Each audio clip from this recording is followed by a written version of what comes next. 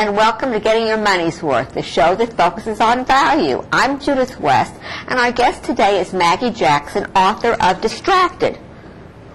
Distracted. That's to the point. Yes. Distracted from... Hi, Maggie. Welcome to the show. Thanks for being on. Thanks for being Distracted from what? Well, distracted is a slippery concept. I mean, distraction is in the eye of the beholder. We can be distracted by a screen. Or in the eye of the employer. Right. Distracted by a screen, or it can be your most relevant thing that day. Distracted is sort of a shorthand for our lack of attention these days. Our split focus, hypermobile, never sit down, ADD world. But you know something? Multitasking is like a badge of pride. Oh, people talk about how they do 44 things at one time and da-da-da-da-da, and they're so busy. Exactly. And this whole aura of being so hooked up is like, it's like an ego thing. You're on the A-list. Right, exactly. I mean, constant movement is a mark of success in our society.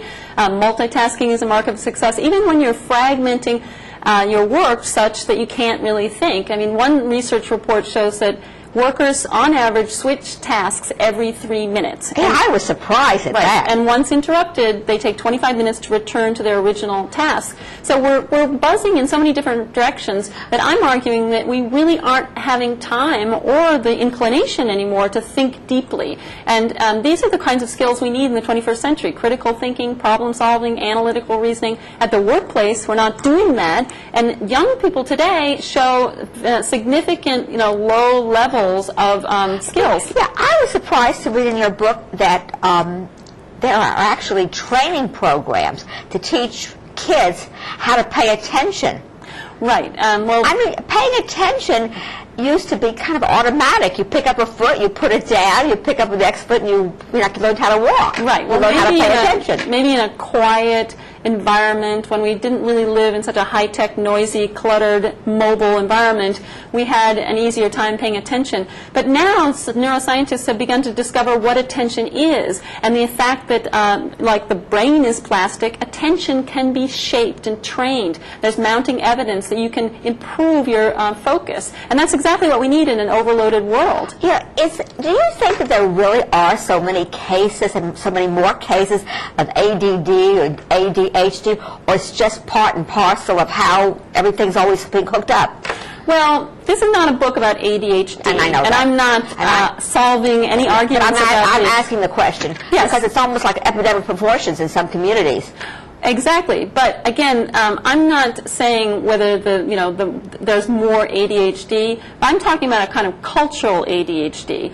There's a lot of worries about kids being medicated who perhaps shouldn't be. And now that we know that ADHD can be, that you can actually help children's neural networks, you can strengthen them through training. Well, that might help, alleviate some of the over-medication that some people argue. Yeah, I brought in with me from yesterday's Times, from the Times a couple of weeks ago, a column which runs called Cyber Families. Yes. I think it's even interesting that we have something called Cyber Family. Right.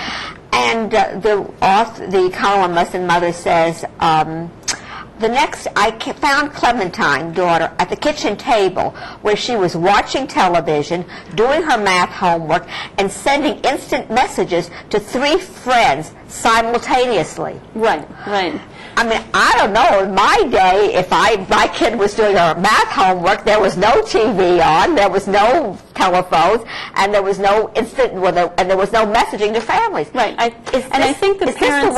Is this Well, is this distracted? Is what you're talking about? 60% of kids multitask while they do their homework. A third juggle 5 to 8 media while they're doing their homework. And yet, parents mistake technological savviness often with ability to make knowledge and wisdom. There's a new national study, a new national test of information literacy. Well, half of college students cannot judge the objectivity of a website. So I really think that we have to, push back on the multitasking.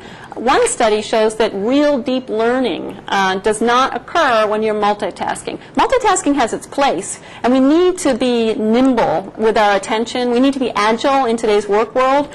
But I think we're, existing on a steady diet of multitasking, split focus, and it's also undermining our relationships. At the office, people have one eye on the Blackberry, one eye on the speaker. And not even that. I mean, the office is one thing. I have to tell you, I take it very seriously when I'm out socially with people, and while we're having a conversation, their thumbs are like in constant motion. Right. But there used to be an expression, oh, he can't chew gum and walk at the same time.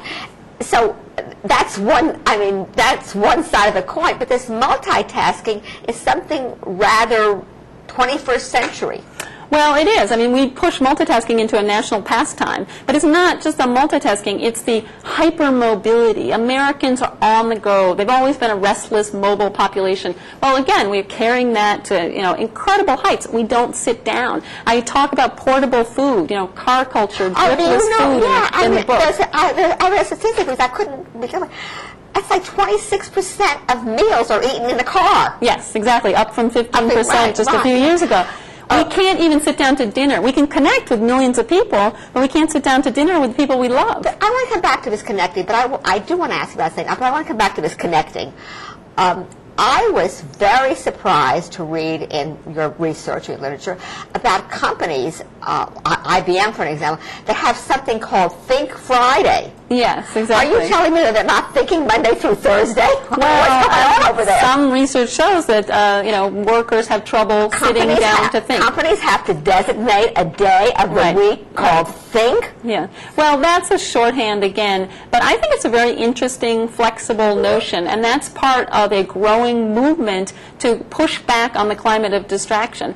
People want time to think. This idea out of IBM started in the software engineering department, where the engineers had no time to do their creative time. They were perpetually interrupted, so they wanted time for focus. And I think that's often called white space. It's a time on the calendar or a physical room where people can focus. It shows you how noisy. White space. Yeah, it shows you how noisy and cluttered. We have blue skies for broad thinking, and now we have white space for focusing. Yeah. All right, it's a different world. Well, I'll tell you a little story. I was in the Minneapolis airport. I went into the business lounge. I needed to get some work done. I walked around this big complex, many rooms, people shouting on cell phones. I was looking for a quiet space. There were 2 rooms labeled quiet rooms.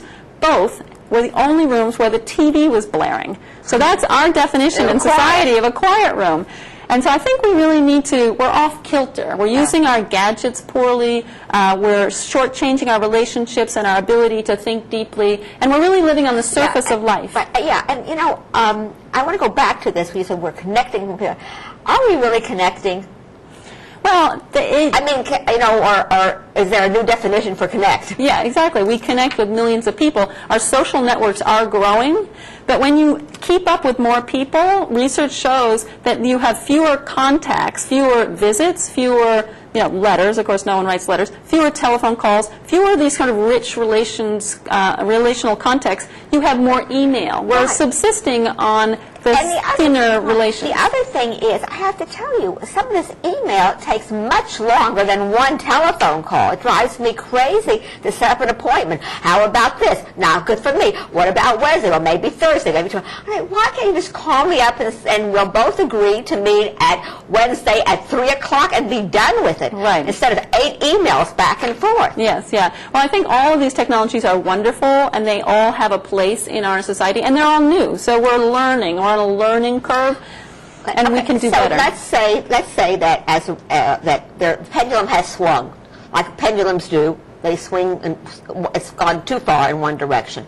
How do we start to get back to center, to some sense of sanity? That's a great question, because that's what we need to do. I think we need to spark what I call a renaissance of attention. Renaissance is a good word, actually. That sounds like a big, that's like dieting or work-life balance. It sounds like, Renaissance man is like a whole new Exactly. human being. Exactly.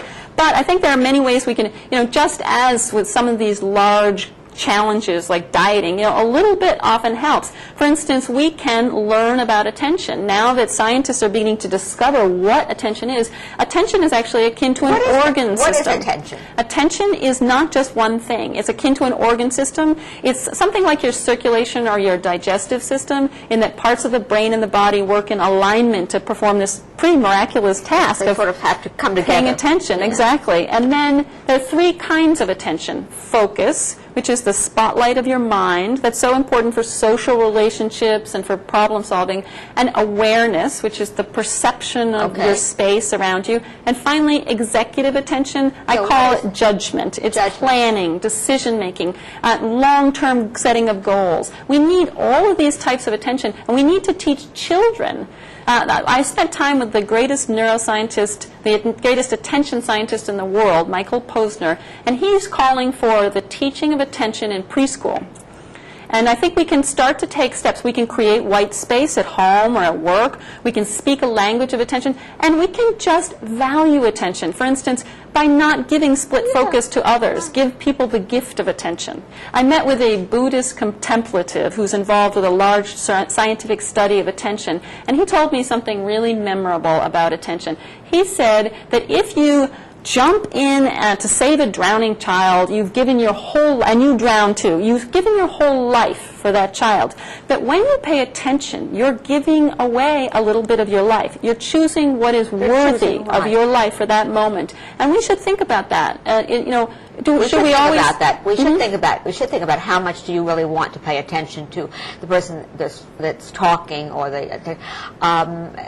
I think that this business of doing all. It sounds so good to say, "Oh, I do," and I really do think a lot of it came about too, Maggie, especially for women, as a result of being a mother and being in the workforce and being a good citizen, giving back. There becomes a kind of a sense if you're not doing a lot of things at one time, you're not going to get done. Sure, yes, exactly. So maybe we have to say some of the things aren't going to get done. Yes, exactly. We have to prioritize, and we... Okay, so we do a show here called Getting Your Money's Worth, but we have just a minute or so left. What can we say to what's one good way to start bringing things back into balance a little bit, Maggie? Sure. Well, I have a few suggestions. Understand, be wary of interruptions. Interruptions are far more costly than you think. So watch out for those interruptions. Yes. I mean, just because it pops up an email, you don't have to look at it. Exactly. And just because the phone rings, you don't have to answer it. Exactly. And also be wary of multitasking. There are efficiency costs. As a parent with the kids, exactly. Cut back on all this. Cut back on this. I mean, three friends watching TV and doing homework at the same time. If something's worth doing, something's complicated and difficult, it's worth doing single tasking. Right, exactly. If it's worth doing, sit down and do it well. Yes, exactly. Yeah, right. Okay, the book is Distracted. Our guest was Maggie Jackson. I'm Judith West. Thank you for watching Getting Your Money's Worth.